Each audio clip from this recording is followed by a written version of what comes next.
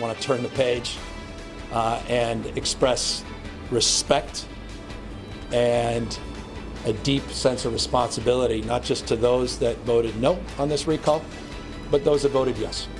They matter. I care. And I want them to know I'm going to do my best to have their backs as well. Today on the 4, the governor offers an olive branch to recall backers after defeating the effort by a big margin.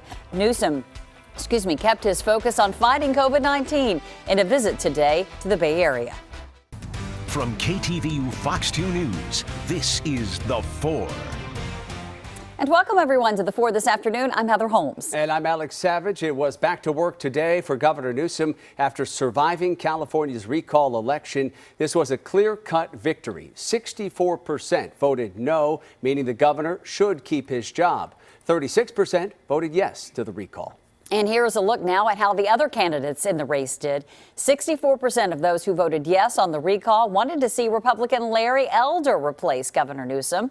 Democrat Kevin Paffrath got 10% of the yes vote, followed by Republican Kevin Faulconer, former San Diego mayor, with 9%, and Southern California Democrat Brandon Ross with 6%. Our political reporter Greg Lee was with the governor for his first post-campaign visit to the Bay Area today. And Greg, the governor's focus remains on the pandemic. Yeah, Heather, good afternoon. It was the core of Newsom's campaign and the crux of his message today. At a school in Oakland, Governor Newsom urged people to get vaccinated, touted his administration's work to get children back to in-person learning, and acknowledged there's still work to do. In short, with the recall behind him, he's focusing on his agenda.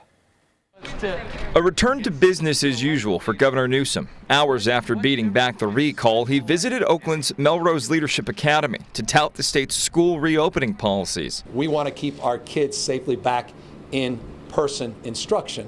It's critical to get more people vaccinated, and it's critical that we have face coverings and masks. The governor also spoke to students about the importance of voting. Tuesday night, Californians voted for him to keep his job, the no on recall winning by a landslide.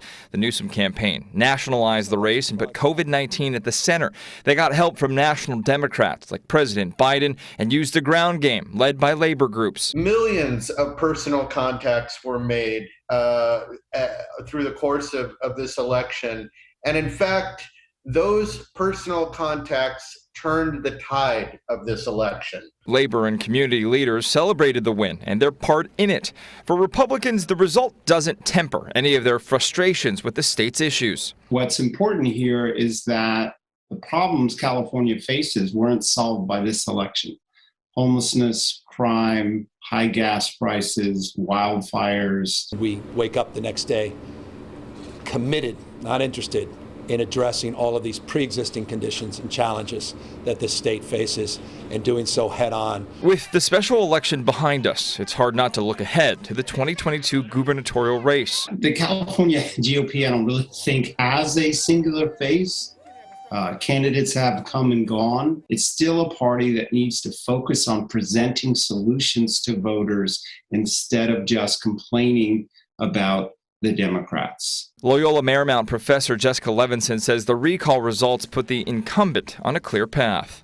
All of the basics indicate that Governor Newsom will be able to fight off any challengers who would want to, quote unquote, primary him. A lot of that isn't necessarily because people just absolutely adore Governor Newsom, but because of the math in California and because of the policies that he embraces.